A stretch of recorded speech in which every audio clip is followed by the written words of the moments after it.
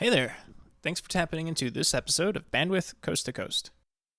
What you're going to hear if you continue to listen to this episode, I'm going to be honest, isn't something happy.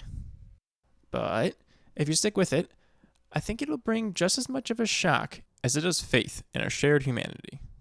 For myself, it gave me a deeper appreciation in the selflessness of others, people who put their time and emotional fortitude in any way possible to help those who are helpless. I have a unique upbringing for the time in which I became an adult. Unique from many aspects, from family dynamics through personal oddities, but I would be remiss not to mention what's likely the largest hand in that upbringing. And for the short time I've been alive, one of the main epochs. I kind of break my life into three sections. The first is my birth until about April of 2002. The second from that April through sometime around 2015. And then the one I'm presently living in. In late April or early May, I'm not quite sure of the timing, is when a seismic shift happened in my family's lives. It was my last class of the day, Spanish, had just started when an announcement came over the intercom. My sister and I were to gather our things as quickly as we could and meet our mother in the lobby. After the very brief excitement that I was no longer going to need to sit through the torture of school, my mind and concern immediately went to my grandfather, whose health at the time was in constant flux. However, it took less than 3 seconds into seeing the angered expression on my mother's face to know that that wasn't the case. I'll never forget the look on her face and the tone of her voice. She spoke very quickly as she skirted us out the door and said, "The sheriff is at the house. We're getting kicked out. Move some stuff in the van so that you and your sister have some place to sit. When we get home, pack a bag from your rooms and wait for Nani to get you." Glossing over a series of economic woes that come from the dot-com bubble bursting through many other cascading and interconnecting events, we lost our house. As you could correctly assume, my life before that day wasn't one of affluence, but the time spent from that day in April until sometime in 2015 was one of constant scratching and clawing. I by no means had the worst experience, but I learned a lot about what it's like to live at the margins. Learning what it's like to have no money, no options, and having to call up a family member to wire you a few dollars, knowing they didn't have much themselves. Also, I can eat a few meals at Burger King before finishing up a semester at school. An event that at the time fueled me and haunts me to this day in those dark moments when I decompress after meeting someone else who's currently at the margins. The stress, the shame, the uncertainty. I don't take any pride in my experience, but I am incredibly grateful for several seemingly insignificant moments that others lent to me that without, you wouldn't be hearing my voice right now. Like the bureaucrat at my university's financial aid office that took my plea seriously that I wasn't going to leave the office until I found a way to stay in school, and ended up staying with me past 5 p.m. to find me the $1,100 I needed so I wouldn't get kicked out. Or the 4 words my grandmother told me just a few months before she passed: "Please stay in school." I can go on and on. I have notebooks filled with these type of moments, because if it wasn't for simple, small, banal acts of kindness that happen in passing, I truly don't know where I would be. I'm going to steal and summarize something from author J.D. Vance that he said in his incredible book Hillbilly Elegy. Vance grew up from a poor, broken family in a poor, broken community. He went to college and graduated before eventually going to Yale Law School and having a very successful career. Vance says that his experience, the American dream, if you will, to go from nothing into something, was always applauded everywhere he went when he explained his story. But to him, this rarity shouldn't have been a rarity. It should be, and is, what most of us strive for. Why so many still come to the U.S. for a better living for themselves and their families. But it is increasingly rarer and harder to accomplish. I have a unique upbringing for the time I came up. I experienced a foreclosure before the '08 collapse, came through the other side of it while going to university during the financial crisis, and am now living in Southern California, living a modest but very stable life. My biggest fear is that the current cohort of children in school today won't be as unique. That many more of them are currently, with many more on the way, having to hide where they live, hide what they're experiencing, or the effect it's having on them. As of a few months ago, 48% of renters in America are having trouble making rent. With lockdowns going back in place and no significant aid package or relief in sight, that number is likely to get much higher and more endemic. I threaded the needle to get to where I am now. I fear that eye hole has gotten smaller, more difficult to see, with more pitfalls in the way for people today. So, as you're likely to hear in my voice throughout this episode, I'm livid with our, quote, leadership in DC. We're not on the verge anymore. We are literally teetering on the edge of the next Great Depression. On December 26th, which couldn't be a more twisted version of A Christmas Carol, federally extended unemployment benefits will run out. Benefits that were already too small to make an impact on rent, but were likely helping people stay fed. On December 31st, the CDC eviction moratorium ends. A moratorium, that my guest will explain in much more detail, isn't automatic, and people are still getting removed from their homes even with it in place. Imagine the deluge when it's removed. Everyone has bills to pay. Everyone has their own set of conundrums, if you're the tenant or the landlord. But it's the role of government to recognize those conundrums and offer solutions to make it easier, so that less people fall into the chasms of poverty. Because we know once someone lands there, it takes generations to get out, if they can. I want to encourage you to listen to this episode, and at your next convenient moment, send a tweet, email, Facebook post, or anything that suits your medium that can get the most attention. Send it to your representative in Congress and the Speaker of the House, Nancy Pelosi, as well as the Senate Majority Leader, Mitch McConnell, demanding that they do something for the massive amount of Americans who are about to enter homelessness. If you also want to scream into the void that is the national media, you'll likely see me standing on that same rooftop. Because while the election and virus are major stories, I think the fact that we're about to see an unprecedented rise in the homeless population is far more important than what Matthew McConaughey said on a podcast. My guest today is a lawyer with Lone Star Legal in Houston, Jonna Treble. Right now, Jonna is spending most of her time defending tenants in eviction proceedings, trying to get them to stay in their homes. In this conversation, she shares some very human stories that her clients have experienced, including some that are incredibly heartwarming. She paints a picture for what it's like for kids trying to go to school from a laptop when their power has been shut off, or their parents struggling to even ask for help. A feeling, I can tell you, I'm all too familiar with from my own experience. I understand from a personal perspective what's about to happen to millions. Let me say that again to sink it in. Millions of fellow American citizens. The stress, emotional drain, and familiar fracturing that emerges out of this. This doesn't have to happen, but it is and likely will happen. I don't plan on every episode to be on such a heavy topic with such a heavy message, but this needs our attention. I'm going to steal a concept from the episode directly preceding this one that Professor James Galvin provided for me. It's context, consciousness, and contingency. He used it in a way to frame revolutions, but I really think it's a useful framework for a lot of things. So let's use it for right now. What's the context of today? Well, we're currently in a global pandemic. Our economy is collapsing, and we have to worry about the threat and spread of a virus.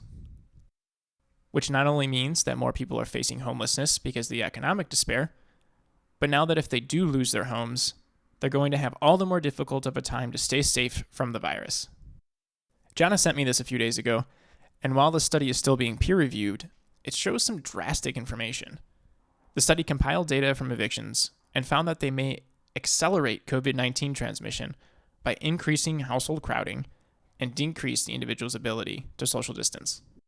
The study goes on to further say that because of all of these evictions, it can translate to an estimated increase of over 400,000 more cases and over 10,000 deaths nationally because of these policies. So, if that's the context, we're in a pandemic, economic collapse, more evictions, what's the consciousness of these individuals? Well, likely very stressed, scared, and out of options. Oh yeah, and then there's that whole pandemic again going on, where all of us, even with homes, have less places to go. So, what would it do to your consciousness if you have even less options? The last piece of the trilogy is contingency. What are these individuals stuck in this situation going to do? You can find all kinds of data and personal narratives that suggest it's going to result in more suffering, more acts of desperation, more conundrums.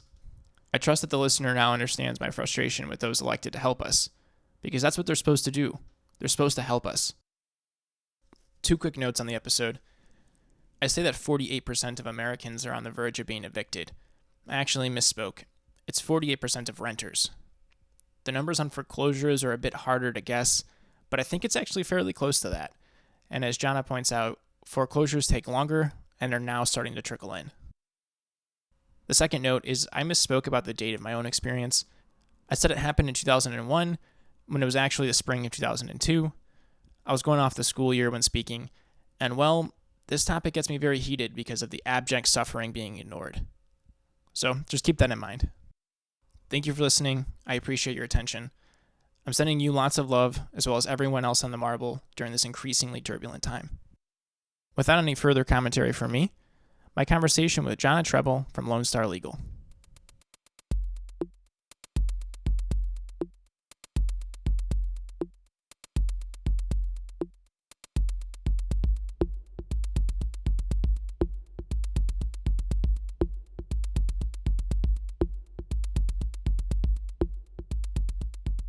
We're done for the day? Awesome. Okay.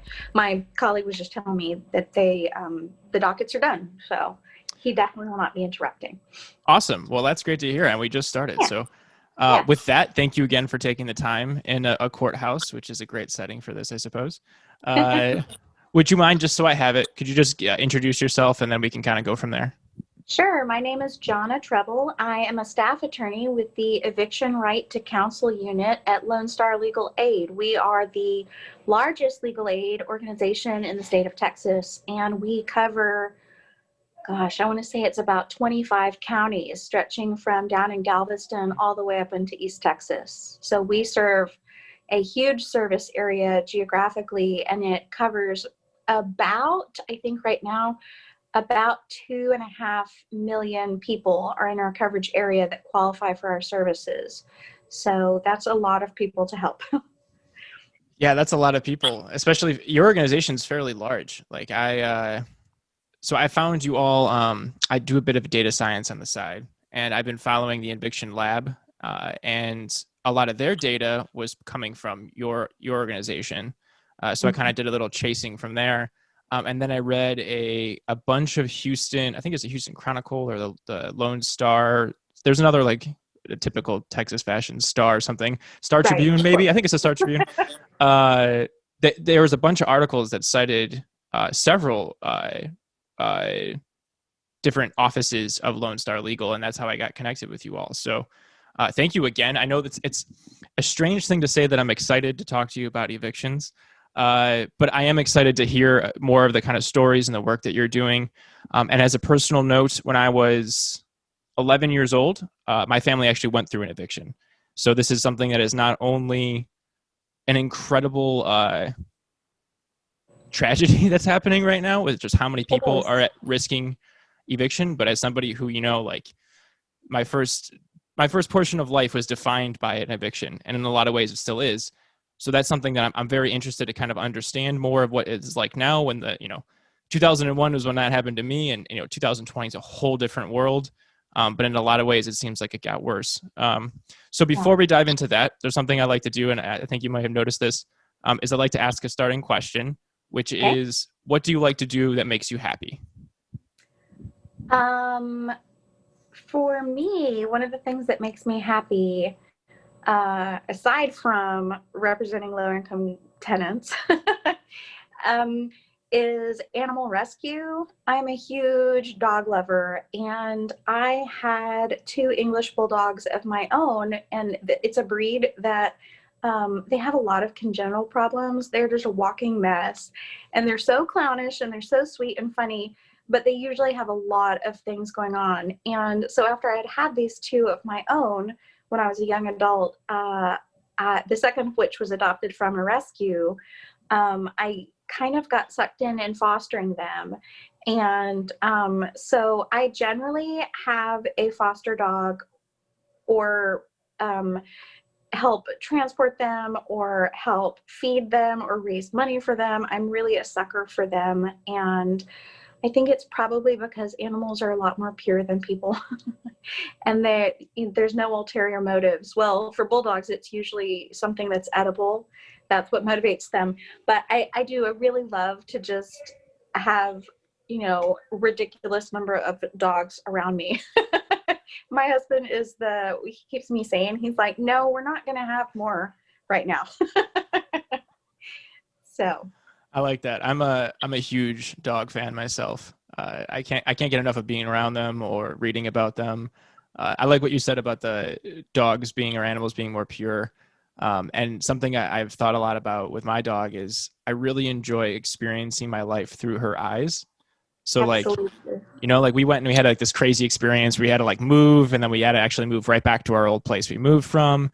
And seeing her get so excited to come back to our environment, just Yeah, made me like be like, you know what? Maybe I should just take a second and say like, we just went through hell, and it's okay that I'm excited to just be back here and plop on the ground and pass out, which is exactly what you did. absolutely. Absolutely. She's like, oh, that was exhausting. Yeah, yeah, yeah.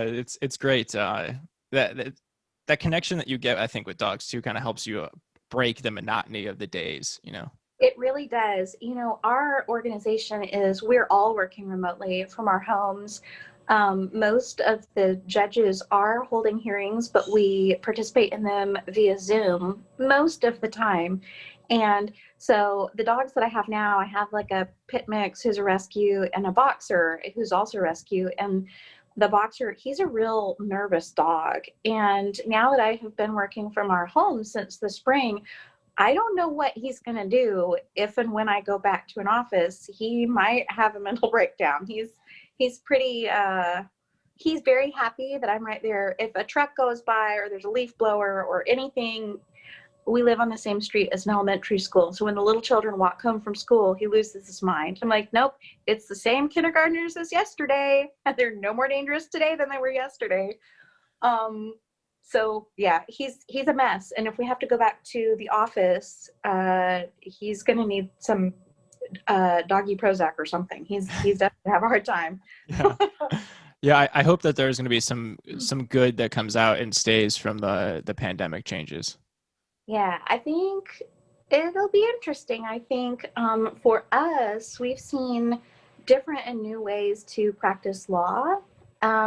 It presents a really interesting angle of access to justice, right? When everything is done via technology, a lot of our clients maybe don't have a tablet or smartphone so that they can participate meaningfully in their own legal proceedings. And we're getting very creative. We have been known to go out to where our clients are and sit with a folding table and some lawn chairs and pass a tablet over, and that's how we attend a hearing. And you know what?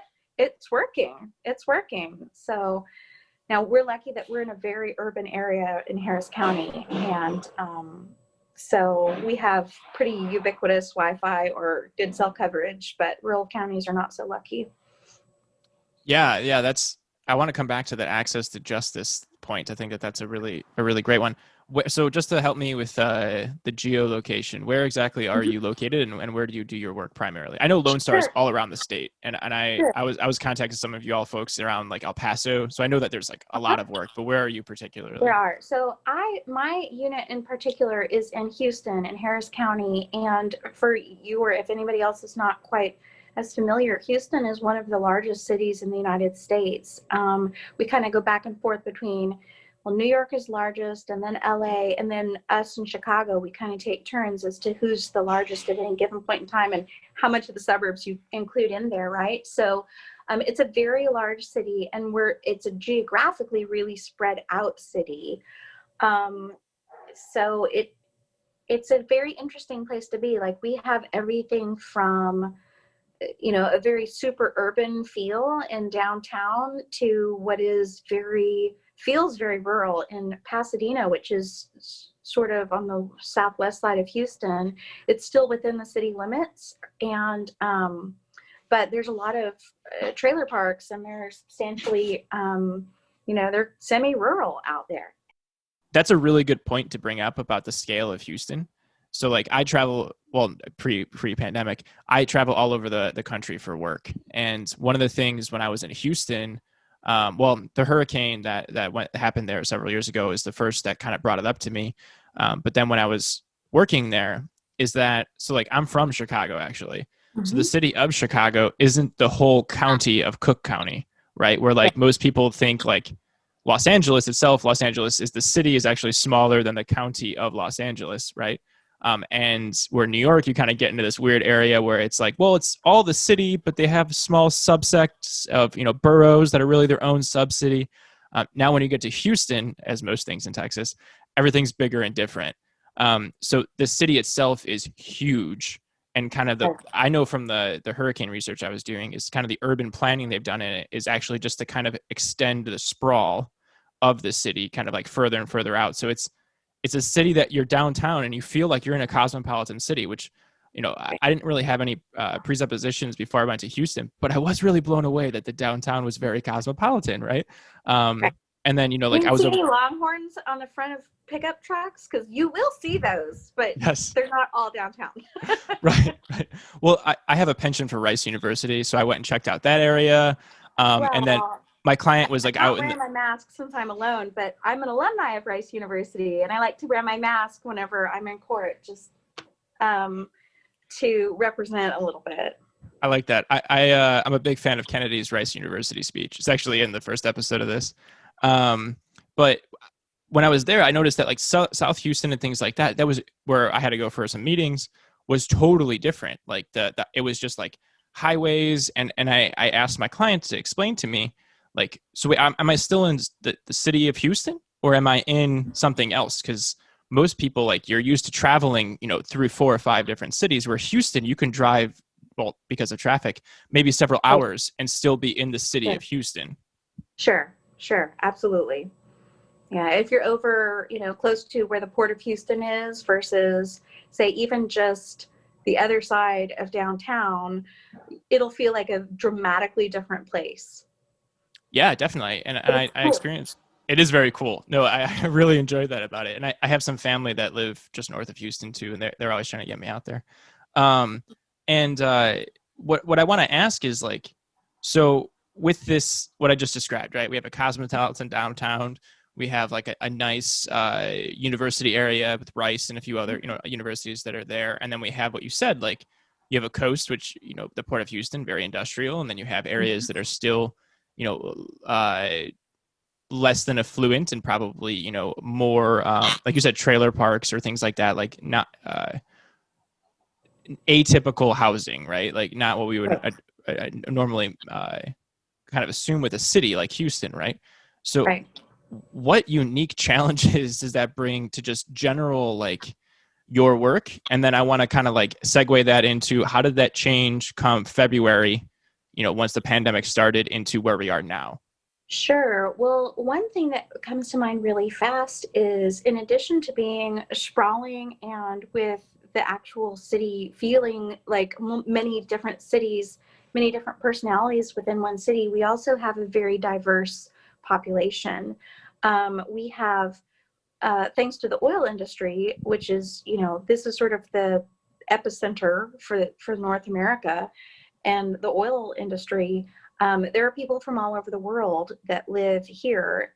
Also here, right, sort of adjacent to downtown, is the Texas Medical Center, which is the largest medical center outside of New York City. Probably there are something like 25 hospitals in the space of a few square miles. And the MD Anderson Cancer Center and the St. Luke's, the Heart Institute. And so people come from all over the world also for medical treatment. There are, I don't even know how to estimate the number of different languages spoken, but for reference, one of the things that we could talk about this afternoon is the CDC order to try to stop residential evictions. For our firm, we actually translated that into about 6 different languages, and then also linked to the National Low Income Housing Commission has translated it into about 17 different languages. And that's relevant because we have people speaking all of those languages right here in Harris County. And Houston itself actually extends beyond just Harris County.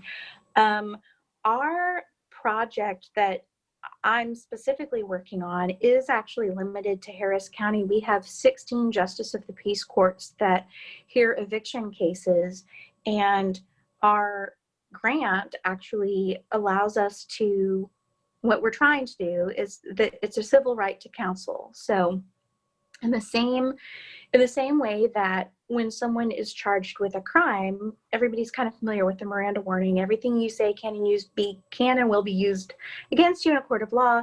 If you cannot afford an attorney will be appointed for you. What we're working on, and this has been successfully set up in New York City, is we'd like to do something similar for people that have been sued for eviction. And the idea behind it is that the impacts long-term of eviction on both tenants and landlords, but also to the community on a larger scale, are so huge and monumental, and the costs are so significant that we really need to be doing this carefully and meaningfully. And right now in Harris County, less than 3% of tenants are represented by counsel when they're evicted, which is really shocking. When you compare that with over 90% of landlords are represented by counsel, it shows that there's a real disparity in the understanding of what the laws are and what the requirements are before you evict somebody. So what we're trying to do is we've got 4 staff attorneys that are dedicated to 2 of the courts, and then we're borrowing attorneys from other parts of our firm in different proportions of their time. And we're also working with some other eviction defense providers that are in Harris County, including the Houston Volunteer Lawyer Program, which solicits attorneys that are in private practice and they want to help, and they'll take a case just on a volunteer basis and represent that client at no cost. And then also there are clinics that are run at each of the 3 law schools that are in Houston. There's University of Houston Law Center, there's South Texas College of Law, and then Thurgood Marshall. So all of those different entities together, we're working together to try to provide counsel to every low-income person who's sued for eviction in at least 4 of the 16 Justice of the Peace courts in Harris County. I just said a lot for you. Yeah. to No, process. That's I'm stuck on the thought of access to justice, to be honest. Well, we should talk, because that's part of it, right? There are a lot of, that's why we're trying to be here. And it is actually very difficult to try to get people to, I was at a very busy eviction docket just yesterday, and something that you'll notice if you watch some of them, and most of them in Houston even actually live stream it on their webpage. I can send you a link if you want to watch some. A lot of tenants don't even show up to defend themselves. And I think that there are a lot of things that go into that psychologically.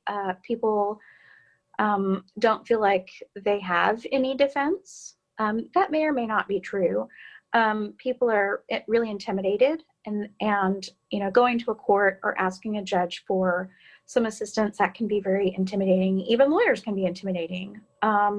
Even the free ones can be intimidating. I think that there's sometimes a lot of denial, right? We see this happen a lot where people think, well, I think my landlord is bluffing, or they don't have anything to give, right? So there's not anything they can do about it. And until there's a constable that's on the way to execute a writ, they think, well, maybe if I can pay him a little bit now, then he won't actually evict me. And it's really devastating. I don't know what your personal experience is, but very early on when our project is new, it just started in mid-August. And so it's been very gradual. We started having information for our eviction hotline included in the citation. So when a constable goes and serves people with eviction papers, they get a phone number in there that they can call if they would like to have an attorney. And at first we thought, this is fantastic. The judges are letting us put this in the citation. Thousands of people are going to call us. And nobody was calling. And we were like, what's going on? And so we have been exploring this. There is definitely a psychological block to this isn't really happening. There's some interesting discussion of it actually I don't know if you've read this book. Matthew Desmond wrote a Pulitzer Prize winning book called Eviction. He was actually writing it about, I think it was in Detroit, Michigan, after the housing crisis in 2008. He followed 8 different families through the eviction process and what they experienced. And then he has a fantastic amount of data that he's collected and looked at the impacts of eviction. He's at Harvard, right? Yes, he okay. is. I haven't read that, but I've heard of him. He's like my hero. And lately because I read the book right before I joined this project, and I want to carry it around and just beat people over the head with it. Because one of the conclusions that he comes to in the book is that poverty does not cause eviction, but eviction causes poverty. Right. And this is one of the only types of, it's a contract that if you breach it, there's some punitive repercussions on you that last for a very, very long time. It makes it harder to find another place to live. A lot of landlords won't rent to you if you have an eviction on your record. Or they require a much greater deposit, or they'll require more months of rent up front. And it just, and then there's impacts to children's education when they get disrupted and moved from, where they could find affordable housing to the next. And don't even get me started on affordable housing, because Houston is a place with a relatively low cost of living. And so I don't even feel like I can fairly talk about it. But that's probably a podcast all to itself. And you should see if Matthew Desmond will talk to you. Trying to get him to return my emails. Yeah. But so most people in my life don't know anything about the fact that I went through an eviction. Mm-hmm. And I think the best thing for the audience is if I did talk a little bit about that. So I'm going to, even though it's something that I don't typically do. I do talk about it a lot when I run into somebody else in the wild that went through it as well as a child, which it didn't happen until I went to college. And then I started finding people everywhere. And it's so, and there's another podcast I did 4 years ago. And I interviewed this professor, Fran Buntman, and she's going to come back on in a few episodes. But she says something to me that it's something that I honestly don't go a day without thinking about.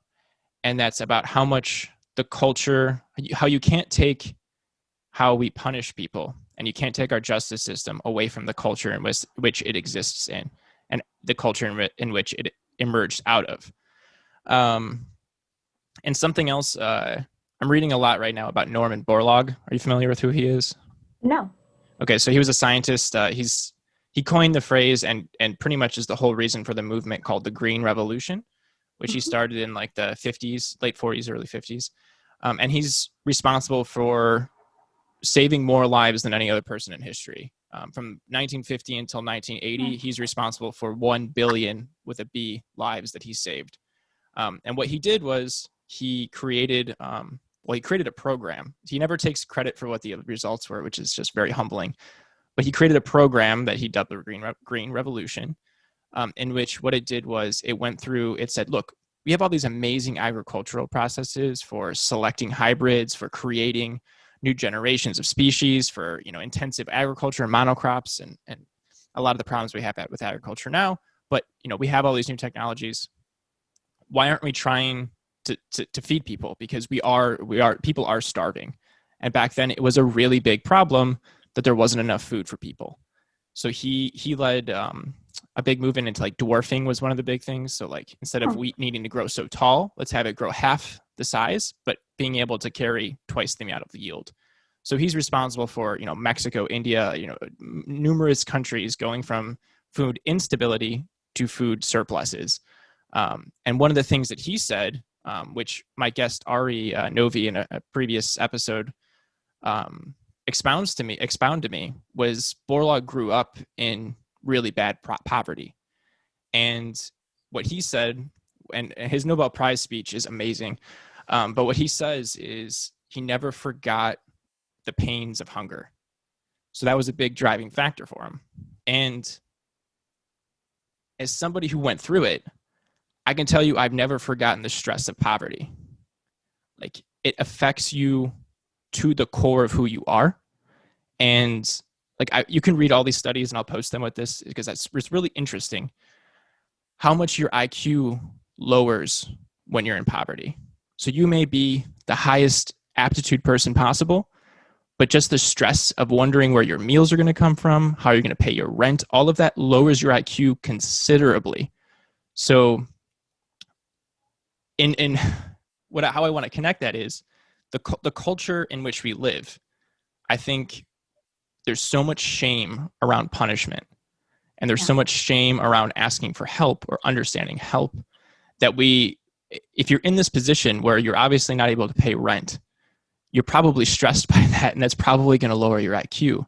And then we also have this culture around it where, not showing up to a meeting or a hearing may be the result of just pure stress.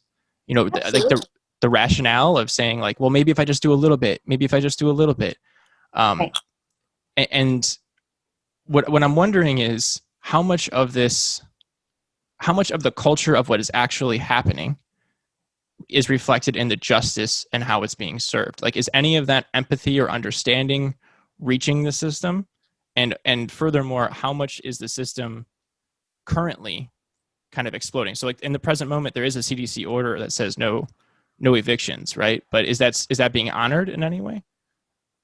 There's a lot in there. Sorry. It's okay. The first comment I want to make is really with respect to empathy, and my experience as an eviction defense attorney is limited only to Harris County, but I will say the judges that are presiding over these eviction hearings have an enormous amount of empathy. A couple of weeks ago, one of them, he told me we'd finished a hearing and we were talking about some of these issues, and he said, and he's actually retiring. He lost his bid for re-election, so he will not be on the bench anymore. He said, I don't want to evict anyone. I hate it. But I can only follow the law, and the landlord-tenant laws in Texas are not terribly friendly to tenants.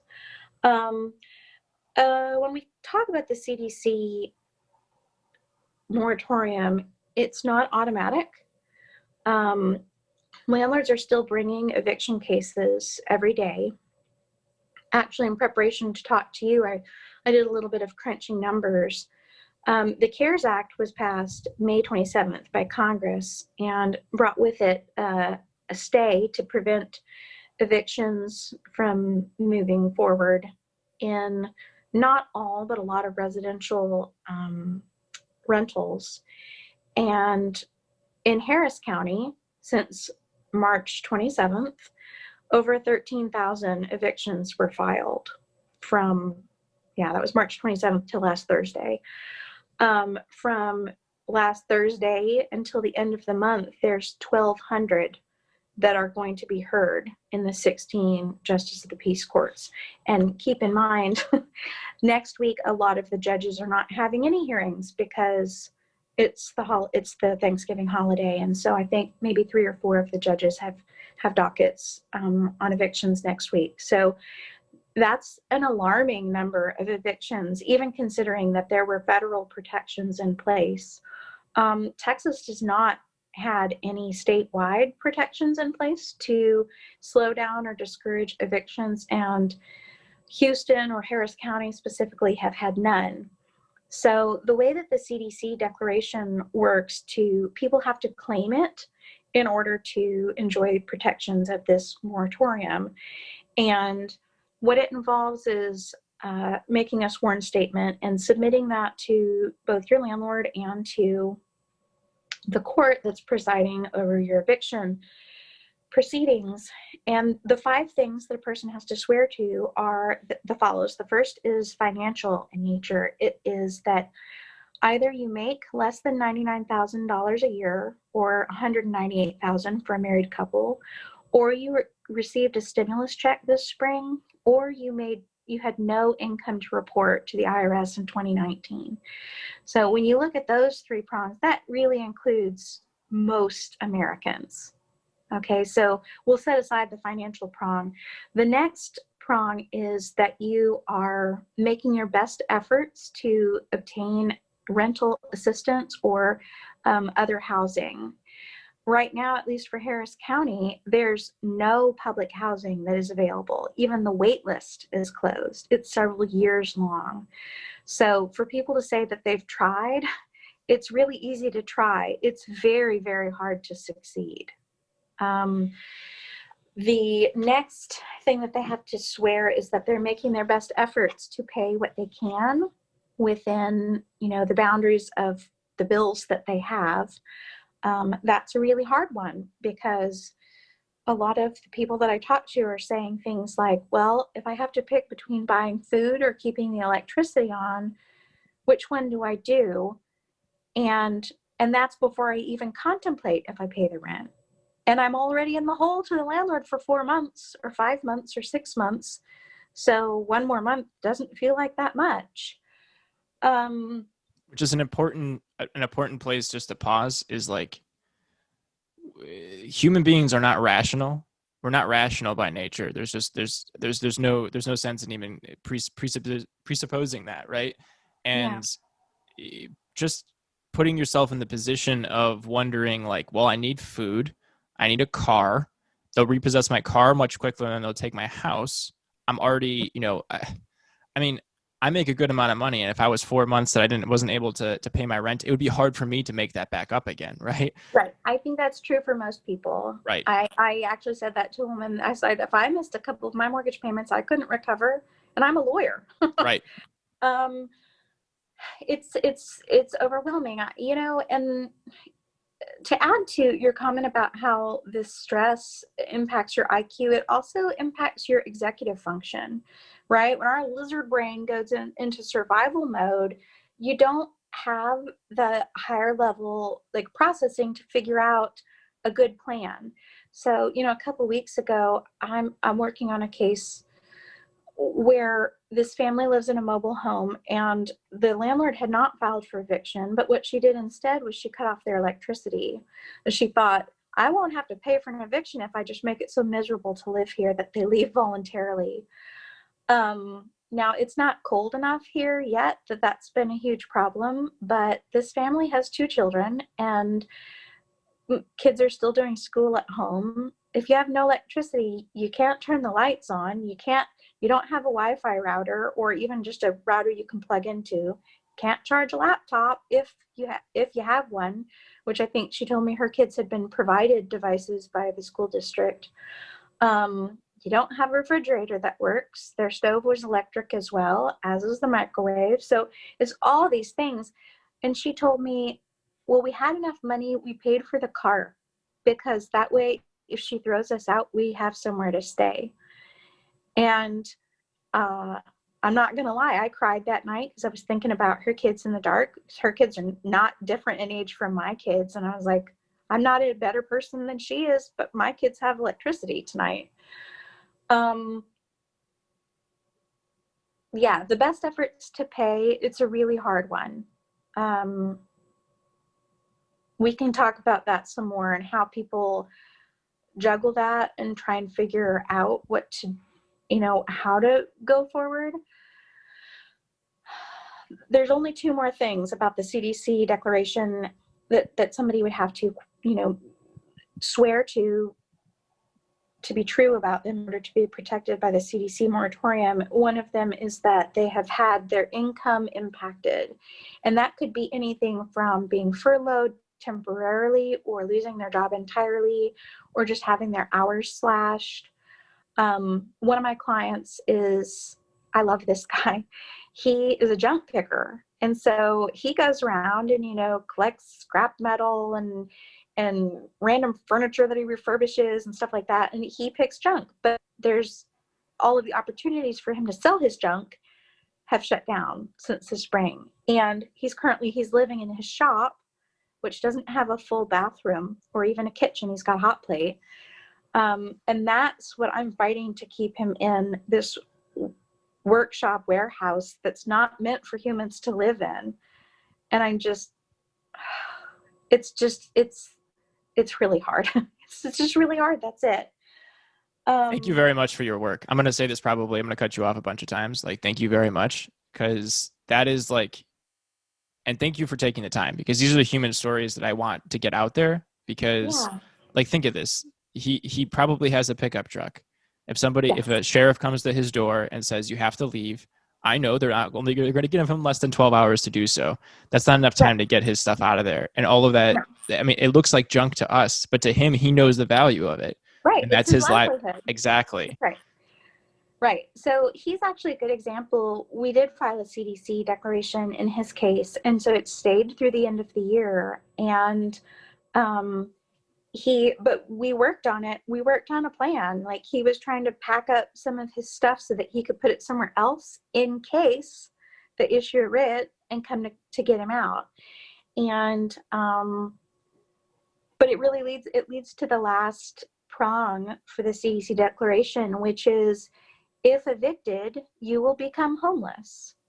And homeless is really, homelessness it's a complicated definition, right? It's, do you have a fixed place of your own that you can go to and return to every day? Now, that doesn't mean you have to be sleeping, on a park bench. That includes, are you having to sleep in your car, or are you going back to a homeless shelter, all of which are packed right now, by the way? Or are you having to double up and sleep on somebody's couch? And are you sort of couch surfing amongst different friends and family? And all of those definitions would include homelessness right now, because you don't have your same safe place to go back to where you won't be exposed to the virus. I'm going to stop for a second and give you a chance to ask questions. Yeah, no. That the 13. Okay, so part of the reason that I reached out to the affiliate of Lone Star Legal in Houston is because Houston, St. Louis, and Kansas City are experiencing the highest numbers of eviction filings. So 13,000 filed from March 27th until relatively recently. That's quite a bit. And I didn't know that. That's more than some states have in that period. Yes. So, but Harris County probably has more people than some rural states have. So it kind of makes sense. Yeah, certainly. But I'm not sure how much many other places have now probably more, but also have the added conundrums of no public housing available. Right. So there's nowhere for people to go. I mean, at this point, their only options are, possibly other housing if they can get it with the eviction on their record, or a lot of people are doubling up with friends and family, which from a scientific standpoint is not a great option, right? Yeah, no, it there's something that I can't remember exactly who said it, but it was I think it was Eric Weinstein's wife, whom her name is eluding me, but it was the virus didn't change anything; it just accelerated everything, right? So all of the trends that we saw before are definitely still there. They just sped up, and you can go from like the larger corporations getting larger to the conundrum of housing kind of becoming increased. So how many of those 13,000 are actually getting served, or I don't know, acted on, or how many of those are actually people getting kicked out? So they're definitely all getting served. I would venture, since only 3% end up showing up with a lawyer, I actually went and looking for this information for you. Another really great place where you can get information on this is there's a group called January Advisors They are actually keeping running statistics on a daily basis. And I have not yet reached out to them to ask them what percentage of the cases are default judgments. So if you do not show up to the hearing when your landlord presents the case to the judge will issue a judgment against you, and the eviction will be on your record. And they can attach a money judgment to that, and that'll follow you indefinitely. What's a money judgment? So let's say I owe $2,000 in rent. So when at the time I get evicted, the landlord gets two things. They get the apartment or house back. They get possession of it back, and then they can also have a debt against me for the rent that I didn't pay. That can also it'll include the rent, any late fees or penalties, if the lease includes reletting fees, and also it can, if the lease includes it, include attorney's fees. So, not showing up is a terrible detriment to the tenants, even if they were going to move out anyway. Right. And to kind of go back, I'm probably going to keep bringing this up. The Right. culture in which that we have, there's a lot of shame and a lot of fear. And, most of these individuals are probably from either a demographic or an upbringing or something in which they haven't had very many good, instances or interactions with anyone that's in a robe or anyone that's wears a badge. No, Right. So no. all of that is going to be within their consciousness as to what is going in there. And I mean, like, once again, thinking the stress that you're in and under, and the emotional kind of erraticism, like, right, like most people in these situations are emotionally erratic, and it's not and there's no judgment passing onto it. That's just typically how it goes. So Right. being able to get yourself to the courthouse and then walk through the door and then sit in front of a judge, these are all, like, each of those moments are something you have to work through when you're also wondering what you're going to do because your kid doesn't have electricity to Yeah. go to school. I'm a terribly empathetic person, and I have to actually hold myself back from just wanting to hug people because I feel like they maybe need a hug. Um, and in those instances, what I do is instead try to channel my energy into keeping them from getting evicted, because that's a much bigger gift than even my hug. Um, it's really hard. It's very difficult to watch these cases. Um, I picked up one when we were last here in this court about 2 weeks ago. And so typically how this will work, if there's lawyers involved, the lawyers will ask questions.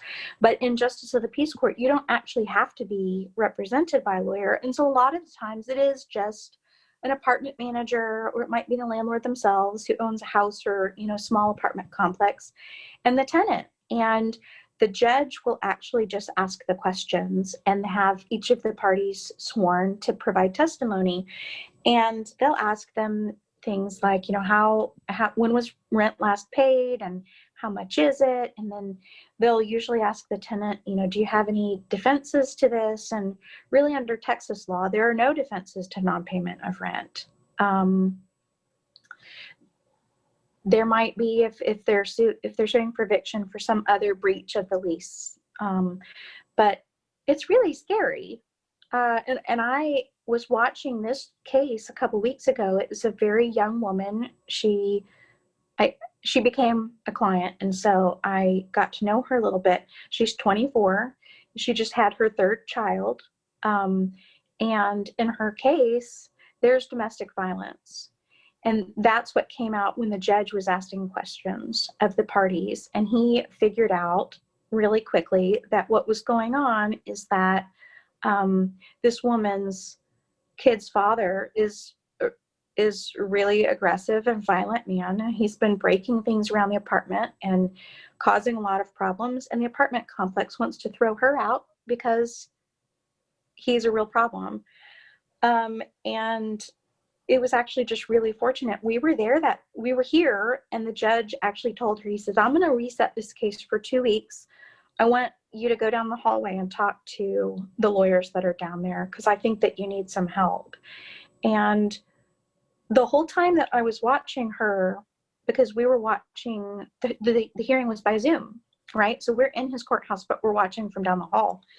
And the whole time she sat with her head down. She didn't ever look up.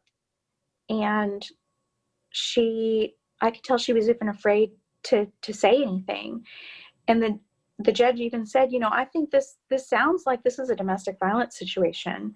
And he asked her, is that the case? And she said, no, it's not. And the first thing when she came back to talk to me, I said, I know it's really hard to kind of get your brain around this, but if somebody is not hitting your person, but they're doing things to scare and intimidate you, and they're part of your family, that's domestic violence. It doesn't matter if he hit you or not.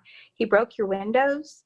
He kicked in your door. He tore up your bed. He scared your babies. Like, that's domestic violence, and that's why the judge sent you over here. It's really, really hard to watch those. And if we could clone ourselves and be in every single court and stand by for every single time the judge elicits some testimony and he's like, nope, I want you to talk to some lawyers, and there's free ones and they're right down the hall. We would be everywhere if we could, but there are 4 of us. Maybe we can find a way to legislate hugs. Yeah, I feel like things could be at least a little bit better. At least a little bit. Yeah, that's thank you for sharing that. That's a very raw story, and so much of this comes down to, like the stress of the situation that you're in. Like it's not one thing that leads you getting evicted, right? Yeah. Just like it's not one decision or one habit that one may have that leads you there. It's a multitude of things, and it's a multitude of things that may or may not get you out of there. Right. And to be able to kind of be juggling whatever it is in your life that is occurring to get you to that point, and then also be able to think in this very rigid way of thinking. Like, in another life, I was pre-law, and actually it was an attorney general's son that convinced me not to go to law school. Oh, I will tell you, you're not dead yet. I think about it occasionally. No, if you're interested in access to justice, we can talk again some other time. But yes, I liked your shameless plug. I appreciated that. But what I learned from some of these pre-law classes is just like how rigid you have to be in your language, right? Like the one that I use a lot, like I'm in tech now, and something I use a lot in language to kind of get people to understand concepts to be able to build something or whatnot is always a car is a car is a car. Like once you call something a car, you continue calling it a car. Don't reference it later as a Mazda Miata unless you're only going to reference it as a Mazda Miata, right? Like always be very tight with your language. So if I'm swirling with all of these problems and things that got me to this point in my life where I'm now having to face an eviction, being able to be tight with my language to understand what I'm saying outward and what is being said back to me, like in what you just said, like, no, look, like, let's take a step, I hate this turn of phrase, but let's take a step back and let's look at this from a larger playing field. Like, this is what is happening, right? Okay, right. Well, because of that, let's be honest and open. But see, going back to the cultural thing is, it's not in our culture to be open, right? So for me to open my life up to be able to talk about this and then to use this as a means to make sure I stay in my home, like there's a lot of cultural friction. You're fighting I got to take care of my kids while also thinking I don't want the shame, while also thinking I have no idea what the hell you just said. Absolutely. Talking about the shame thing, there's another client. She's one of my favorites. I love her. She's a bus driver for the Houston Independent School District, and she's funny because even under really terrible circumstances, she is just all sunshine still. I mean, when she calls me up, she says, "Hey, doll," and she calls me names like baby cakes, and I'm like, what is happening here? And if it were anyone else, I would find it to be so condescending and so horrible, but it's her. And I just picture her pulling up and little kids hopping on her bus and they're all baby doll and baby cakes. And I'm like, oh, good, I get to be one of her babies too. But she and I were talking, and a lot of people cry on the phone with legal aid lawyers. And she started crying. And what she told me was because schools closed, after it was literally spring break for HISD, schools closed, and when you drive a school bus, there's nobody to drive to school when there's closed schools. And so she didn't work from that time through when the landlord filed for an eviction a week before school started, when she'd be back to driving the bus. So close. And she is super responsible, wonderful person. She'd exhausted all of her savings to stay current on her rent. And she had made it to 2 weeks before school started and they filed. And she's like, oh. And she was talking to me. She said, I was going to go and talk to the preacher at my church, but I'm so embarrassed. And I don't want people to know. And I have to say this just so that I get it sort of off my heart. We aren't wolves. We don't live off like by ourselves. We're not made for that. We're actually made to need each other. We're communal animals. And that's something that's super independent me. I struggle with that as a person. And so I'm not going to give anybody else a hard time about it. But every single person that I talk to, I'm like, please, everybody needs help sometimes. Today, it's not me, thank God, but it might be me next time. So I'm going to help you next time, because I really hope that there's somebody to help me when I need it. And that's the biggest thing that I like. There are people who probably go through their whole life and they're always on the receiving end of the help. And I still think that it's okay and they still deserve it. But I think that there's also, it comes and goes over the course of your life, right? Of whether you can be the giver of the help or the taker of the help. And so it's one of the reasons I did this job. I actually worked in oil and gas and I got laid off. And I was like, what am I going to do with myself? I'm going to twiddle my thumbs and collect unemployment, or I can go tell the people, hey, I've been a single mom and I was unemployed and I didn't know what in the world I was going to do. And probably my executive function went in the toilet as well. And now I'm not. Now I'm fine. And so I'm going to pay it forward some. And so here we are. So I really just hope that, if there are people who are standing to be evicted, or also if there are people who are landlords, like if you have the ability to give some grace, do it, because you might be the one who needs it the next time. And maybe that's my decidedly not Episcopalian way of looking at karma, but that's kind of how I see the world. So I think that's a great framework. Everything moves like the tides. Everything comes and goes. I've experienced periods in my life where I've had money, I have no money, I had no idea how I was going to eat, no idea how I was going to pay rent. And now I'm doing pretty well in Southern California. And I think the only thing that you can do is you choose what you do with your time. Everything is going to come, everything is going to go. If you like it or not, everything in reality is temporary if you look at it long enough. And I think something that is a shame of our current time that we live is a praise of individuals and not enough of a praise of the collective. I think that there is wonders. I mean, we're talking to each other, we're talking across the country through silicone that was made from a collective means, but yet we only think of Steve Jobs, who made the iPhone that made it most possible, right? And I wonder sometimes how much COVID is kind of increasing that as well. But something that I wanted to call back to is,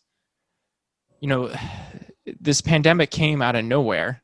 And if I continue my framework, if it accelerated a lot of things that were already happening, I wonder how much people really thought about the person driving their children to school, how well they were doing, right? How well off were they doing?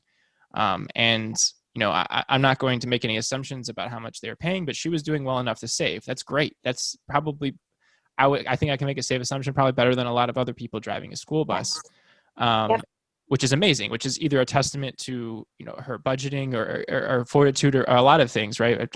Certainly her character.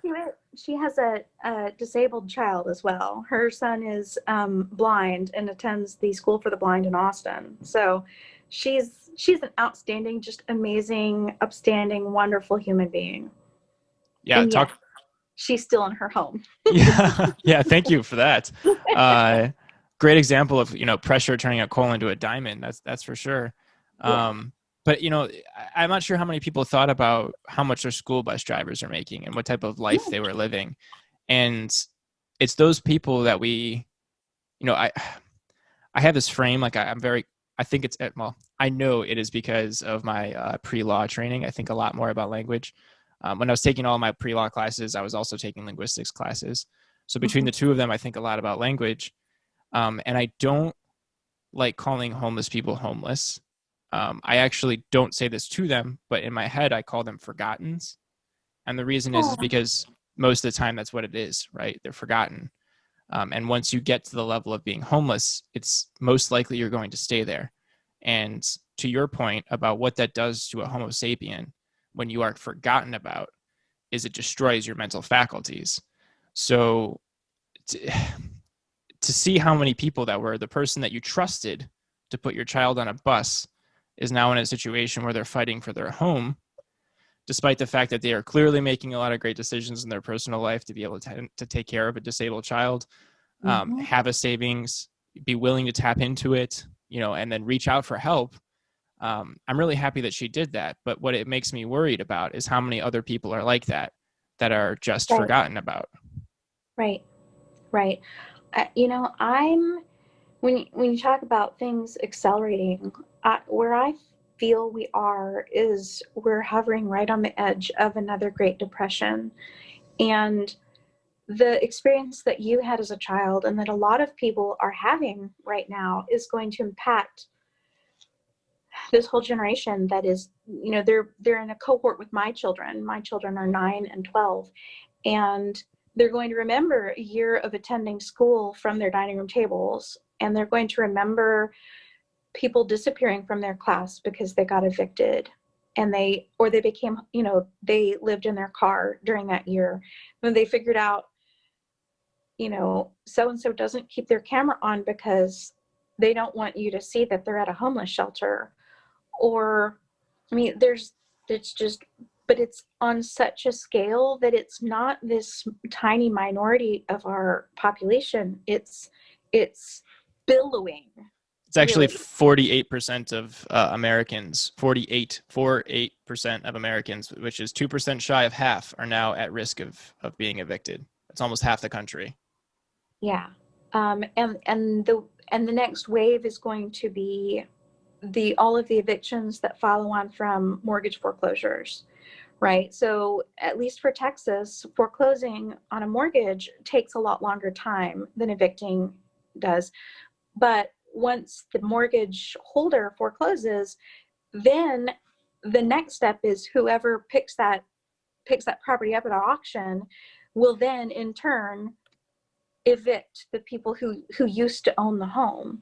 And those are starting to trickle in because people will go to great lengths to try and hang on to their home that they own, that they have a mortgage on, but you can't you can't get blood from a stone, right? Eventually the money will run out.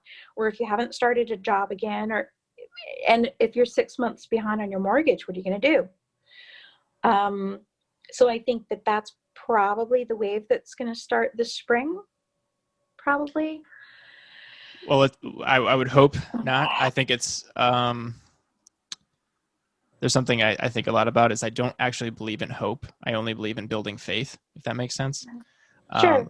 Because I think hope is kind of a passive thing, and faith you have to be actively putting into and building in order to make it there. Um, and it's, you know, Jonna, you're the first person that I've talked to that has said what I fear is that this is going to be, we're on the verge of a Great Depression. Yeah. Um, I'm fortunate that my great grandmother, I got to know her quite a bit before she passed away, and she lived through the Great Depression. Hmm. And I actually had like multiple hour talks with her about just like what was it like. And what she always started with is we didn't have it as bad. And then she would say something, and it would be like, like literally turning everything in the house for a nickel, or you know what I mean. She'd just say, or you know what I mean, like waiting in line for 3 hours for bread. Like she would just say these things that were just, or like how their father went from running a store to sweeping in the street, and it was like all of these things that to me were like, Right. what was everything else like, Right. And She's like, that's not so bad. right, right. And she said it so chipper, and I was just like, what? Like, what? This was how it was good? Yeah, well, that's a response to trauma for Right. sure.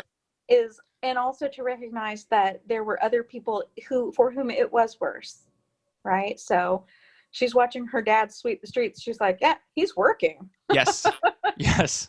Which Um, goes to make me think about like what well I get very frustrated with the media because I think this is the story of our time. A story of our right, time is that half of Americans right now are at risk of losing their home, and what is going to happen from that, especially right. during a time like, if I'm going to challenge the CDC right now and say, like, if they're really worried about this virus, shouldn't they be worried about the fact that half of America is either going to be shoved into their car, which is a smaller space where it's going to be the viral load is going to be larger, or they're going to be in a house with multiple people with multiple generations, which we saw from Italy didn't work out very well.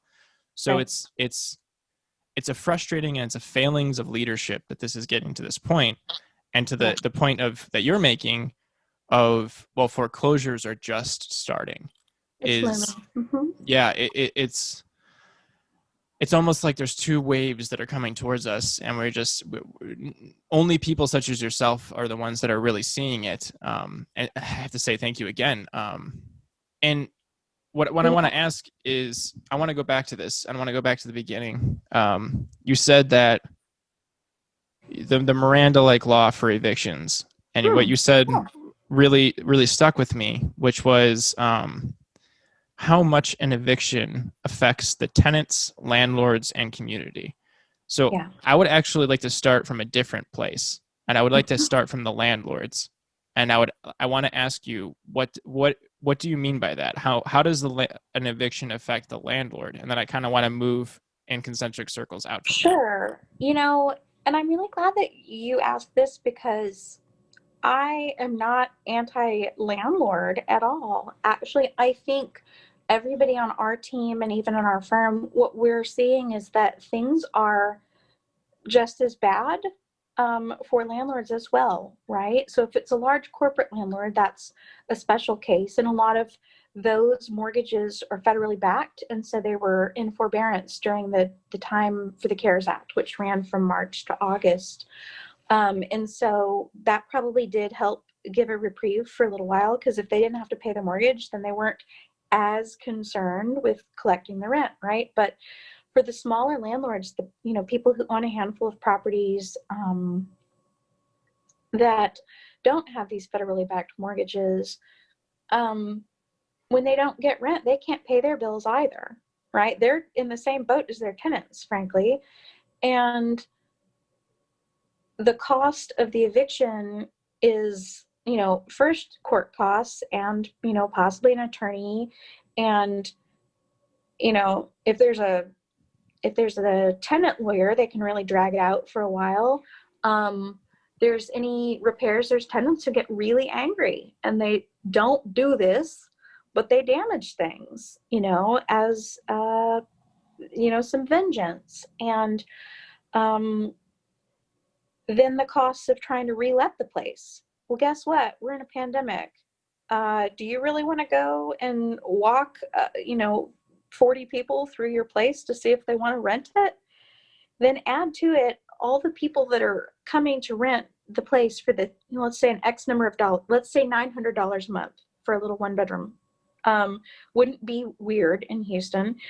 The same people who can afford a $900 apartment, they just got evicted from their last one for non-payment of rent. They may or may not have any more resources available than they did last month. So evicting the tenant that's already there, it's not really going to get you a different tenant. It'll be a different person, but they're not really a different tenant. They're a You're pulling similarly situated person. you're pulling from the same slice of the pie, right? Absolutely. Absolutely. And so it's just going to keep happening. And now we're just adding more and more people to the pool of, quote, bad tenants who have just been evicted. And it's not really helping landlords either. The Texas Supreme Court has actually tried to do something. Just a month ago, they announced this new program. I am very excited about it, but cautiously. The program is called the Eviction Diversion Program, and they're running a pilot basically in the 9 counties that are clustered around the biggest cities. So Houston, Dallas, sort of Dallas, Fort Worth, San Antonio. Austin declined to participate. And I think maybe Amarillo and Lubbock, and there's some of the cities in West Texas that I'm not as familiar with, but the program is pretty cool. What it does is, if your case is based on non-payment of rent, if the landlord and the tenant agree to cooperate, the judge put the litigation on hold for 60 days and give them time to go and apply. And this program has a state fund that came from CARES Act money and will pay up to 6 months of rent. So they'll go back as far as April and they'll go forward by 1 month, but it caps at 6 months rent. And the landlord will have to document what rent they didn't collect, and the tenant has to document that they're eligible in the sense that they lost income due to COVID. And generally, if you are eligible for any public benefits, you will definitely be approved. So if you get food stamps or Medicare, Medicaid, Social Security income, any of those types of public benefits, you'll qualify. And here's the other benefit to the tenants. They get to stay in their home, and the eviction record is sealed, so it doesn't stay on their record. And this is a beautiful thing. Landlords get paid, tenants stay where they're safe, tenants don't have this eviction on their record. It sounds almost too good to be true, right? Landlords are not interested in participating, and I'm floored. So the program is a month old, and the judges are actually required to talk about it and ask if they have heard of the program, if they're aware of it, and if they want to participate. And I watched yesterday. They being the landlords willing to participate? Yeah. Okay. Yeah. Tenants are all over it. They're like, that sounds great. I want to stay in my home. I want to get caught up on my rent. The landlords are not interested, and we can't figure out why. We can't figure out, is it now they're feeling really punitive, which, that frustrates me if it's just non-payment of rent.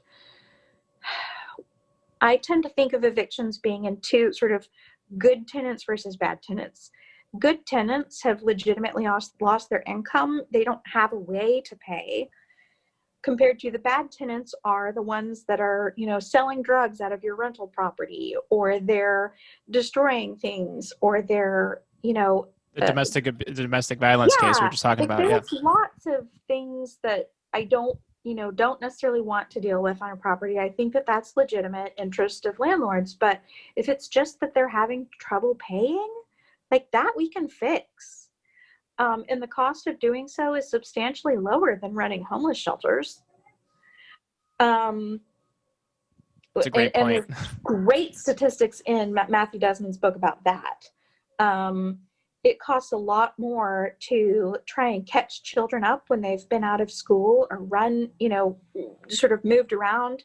It costs a lot of money to run homeless shelters. It costs a lot of money to run public health programs, either because of viruses or all of the mental health impacts of eviction. All of those things cost loads and loads of money. If I could give them $1,200 to pay off the rent, that's a bargain. Right. Or even just like the more likelihood that you're going to be in a criminal or deemed a criminal in another way, like because you slept in the wrong area, you parked in the wrong area, or maybe you did do something wrong, but the effects that you had because of that is going to be big. That sounds like a great program, especially the ceiling thing, because one of the things I want to hit on is just like how, if you are, I didn't know that about the back rent that you mentioned about kind of like having that credit on, almost like you have a credit bill out there. Like, it's very punitive. Yeah. I mean, trying to figure out how to be able to pay this month's rent, let alone paying back rent, then, okay, well then I actually do get evicted. Now I have to try to find a new place to live that is either the same price I was paying or probably cheaper, because everyone wants it to be cheaper, right? And Yes. then you have to probably pay a bigger security deposit if that person Yep. was going to allow you to stay there. And Yep. then you have to also worry about maybe garnish your wages or figuring out how to slice Well, the money you are making to keep going to the back rent of a place that you're no longer living at. Like now all of a sudden we're seeing that it's not just that you are underwater and you're drowning, it's that right. you're carrying a stone and trying to get to the surface. Yes. Yes. Now, I will say, at least the Texas Constitution does not permit garnishing wages. So we've at least got that going for us in Texas. Hey there, me again. Quick note. Jonna moved into her car, so the audio cut out for a second. So it's going to fade back in and the conversation will pick up. But there was a gap in the audio, and I just want to let you know. Okay, so we were at the tenant place. So or we were at the landlords. I think we got a good picture of what it's like to be a landlord, and kind of the effect it takes on them, which is really, they have bills to pay too, and they have to figure out a means to probably pay more out while also not getting, rent from somebody to get them out of there. And then they're just going to potentially be in a very similar situation with whoever Right. else they be renting to. And I think it's very easy to say right now, given our current climate and 48% of Americans, again, being at risk of Yeah. evictions, you're more likely to get somebody like that. So I want to jump past the tenants, because I think we have a good picture of what we said. Can you Yeah. help paint a picture of how the community is impacted from this eviction? Sure. So, and I think I kind of mentioned this a couple times now, but Matthew Desmond's book does a really great job at looking at the cost to the community for various different sort of angles and ways that this impacts us. One of the really interesting ones is when people are evicted, their community, sort of overall community ownership where people live, which impacts security and sort of being involved where you live. All of that takes a hit when you have people that are more transient than permanent. And the more it continues to cycle, the worse and worse it gets. So does that make sense? If you have Yes. long-term tenants that stay in a place, let's say for 10 years, people watch out for each other. They have, the whole neighborhood watch effect, and they show some ownership psychologically, even if they don't legally own the place. But if you start evicting people, that erodes really fast. I had never thought of that before I read his book, but it's something that you can measure tangibly. Another huge cost is what it costs when children pull in and out of school, and the long-term impact on those kids when they're moved around a bunch, depending on how long it takes for them to find a place where they land, where their family goes and stays, and when they're re-enrolled in school, and then how that impacts them long-term in terms of there are a lot of kids that the only place that they get reliable meals is at school. The only place that they get reliable health care might be at the nurse at their school. The only place that they get some of the services that, that are part of Head Start programs or other early childhood interventions, those things only happen at school.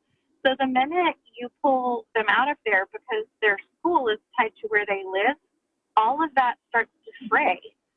And it takes years, if ever, to recover. Yeah, and I can speak from my own personal experience. School was my only place of stability, and when you are going through this type of struggle, and I wasn't in a position where my only meals came from school, but I mean that was the only place that I had a sense of like, okay, for 8 hours, I know nothing is going to go to hell, Yeah, and you don't have to worry about it while you're there. Sure. right, and the secondary, things you don't think about of like, well, someone is here, and if I needed something, I could talk to them. Yeah. Even if you don't reach out to it, is huge. I mean, I think children are the ones that really get this the hardest, because it's truly not of their own doing, and kind of they're at such a critical point in their life, how it shapes them further is Sure, quite shocking. But sure. it's really something else that I don't think gets thought about a lot when it comes to evictions, or foreclosures. Is, members of your community may not know that you were in a position of not being able to pay, but maybe they did Right, know that if their dog ran out of the street, you would grab them, or if someone was causing trouble, that you would step outside, or maybe they just waved to you and you had a pleasant interaction. And once again, kind of going back to COVID, yeah, just making everything ramp up. Maybe that's the only other interaction you have with somebody, and now that person is gone. Like, there's so right. many intangible effects of this that I think, you know, I'm not a Same thing lawyer, for but no, is it well, and the same thing, all the things that are true for children are also true for elderly people, right? Like when elderly people are displaced, maybe they go from where they lived for a really long time to somewhere where nobody knows them. Nobody says, hey, I haven't seen Joe outside of his house for a while. Is he okay? Does he have right, food? Did he make it to his appointment? Did he fall? Like all of those things start to go out the window, and the services or the tie together between people, it starts to fray when people become more transient. And that's what eviction is. It's forcing people into becoming not permanent and to moving. right. And, you know, the sense of fear that comes along with this type of event, of no longer have a place of stability that you can go back to, and then you have to try to build that out in another place. Like, there is so much emotions of loss and mourning that you're going through, and then you're going to have to keep running and figuring out how to solve this situation. Like, it Yeah. is it is such a critical mass of issues that I feel like Yeah. just the simple law of you pay your rent, and if you can't pay your rent, this is what happens, Right. is awfully, it's an awful conundrum that I think is a gross ignorance of the role of government. Because as Matthew Desmond points out, and so much literature around it, of it's so much cheaper to give somebody money to stay in their house, and I won't even go past the policy of that. Like, it's cheaper to actually do that than it would be to say, I'm going to force you out, and then all of the second order effects of what this is going to happen and how that's going to circle back through the system. And that could be circling through the system of, I no longer have a place to stay. I broke my arm. I didn't go to the hospital until it became a huge problem because I didn't have health insurance. So now my health insurance bill is Right. higher. And Right. the psychological effects, or just the shame of having to think, am I going to get accepted at this apartment because I have an eviction? Like, Right. that's stress right there. That, Right. if we want to frame it again in the pandemic, is going to lower your immune system and is going to make you more Sure. susceptible to things. Um, Sure. it's Sure. it's a snake eating its own tail, and I appreciate the work. I really appreciate the work that you're doing, and especially framing it in the way that you did. That we're at a critical mass, and this is definitely a tipping point that can get much worse. I would really love for this problem to be resolved. I'm afraid I have ridiculous job security right now. I would rather that not be the case. I would rather be worried about they're running out of people to help that qualify for legal aid services, but I don't think that's going to happen anytime soon. Yeah, it it's an unfortunate thing. I think it's a fortunate thing that our species is so communal. I think it's unfortunate that we're becoming less and less so. But it's also an unfortunate thing that we don't seem to really make much movement until it becomes a huge problem that we can't avoid.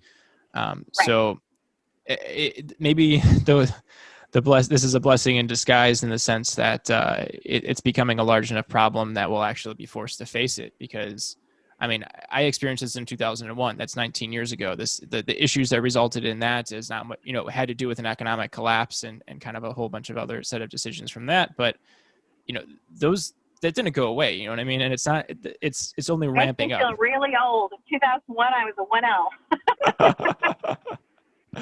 uh, I the only reason I brought up the date is more just like I've met a lot of people around the same time period that experienced Yep. evictions as a kid, and You can Yep. see in the data around then of the dot-com bubble, a lot of people had foreclosures and evictions. It happened, obviously, everyone knows about it with the '08 collapse. But Yep. the funny thing about the '08 collapse is that there wasn't as many evictions as one may suspect, because it was a lot of people losing homes, and it was a reshuffling. It was a different thing, right?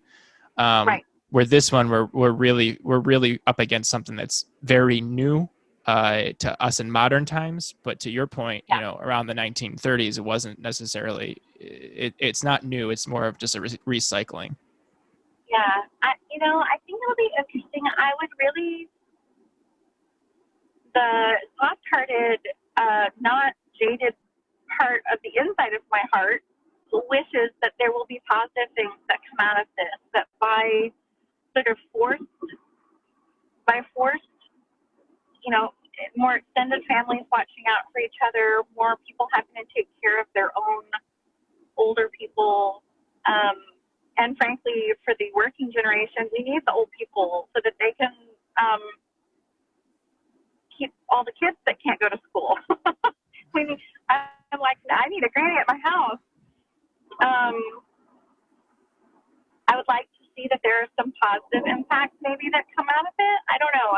I think sociologists another 25, 30 years from now are going to have a heyday. Really interesting stuff is going on with us just as human beings. I don't know that people are becoming less selfish. I'm afraid probably the opposite, but we'll see. Yeah. I don't know. I have a lot of faith. It seems it may be a weird thing. I have a lot of faith that this might starkly wake a lot of people up, and I hope.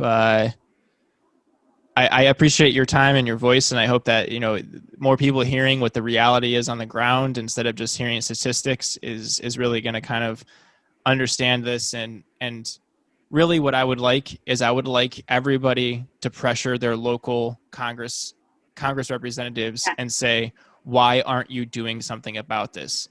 48% of Americans are about to lose their home. Why aren't you doing something about this? And I would, because we can give, I love your organization, I really do, and we can give you guys all the kinds of money in the world, but it's not going to change the system. And we need this from top down, and we need to start asking, why is it that we can absolve all this debt of large corporate donors or corporate entities, but we can't seem to find money or solutions to solve for individuals who are going through crises, which is what this is right now. Right. Well, this is not pity us poor legal aid lawyers, but if I'm working under a deadline, it's malpractice if I just quit and go home because it's a holiday weekend. I keep working. I work if it's after 5.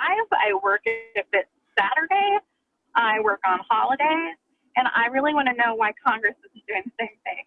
I don't think that there should be a recess. I don't think there should be go home to your district into your nice cozy bed. I think that there should be, it's time to get serious and take some meaningful action. I completely agree. I think that's what we should be demanding of our representatives and of our senators at the state level, federal level. A bunch of people are going to be getting new jobs soon, and if it's time to, let's do it. Let's do it. Because Yes. There's only so much that the legal aid lawyers can do. Yes, and give us something to work with. Yeah, and Texas is a great example of this. The state the state as in government in America has a lot of times in our history taken a lead from the nonprofit or the private sector of where is the need happening. I know Texas does this a lot. Like, oh wow, there's a church group or something like along those lines that's really making a lot of headway in here. Let's figure out a way to kind of either solve the problem that they're facing, or come up with another solution in which we can assist this scenario. And to me, it's a shame of this acceleration of COVID is the fact that we're seem to be relying more and more on these private institutions than we are of our public institutions, like our representatives, to actually do something. Like March 27th was the CARES Act. Where's the next one? Mitch McConnell and Nancy Pelosi can be arguing over 1.5 trillion or 500 billion all they want, but I really would like anyone who's listening to start messaging your representatives and asking the question of why aren't you doing something for 48% of Americans, which if there's 320, million Americans, we're talking about 180 million people here that are going to 180 million people. Like that's an unfathomable amount. I can't picture 180 million anything. This is a big problem. Huge problem. And they can have I don't know, I was about to make some sort of crass comparison. They can have a disgusting they can flex their muscles all they want and play political games all that they want. In the meantime, people will be becoming homeless, and they will be trying to figure out, how to enroll their kids in school when they reside in a car.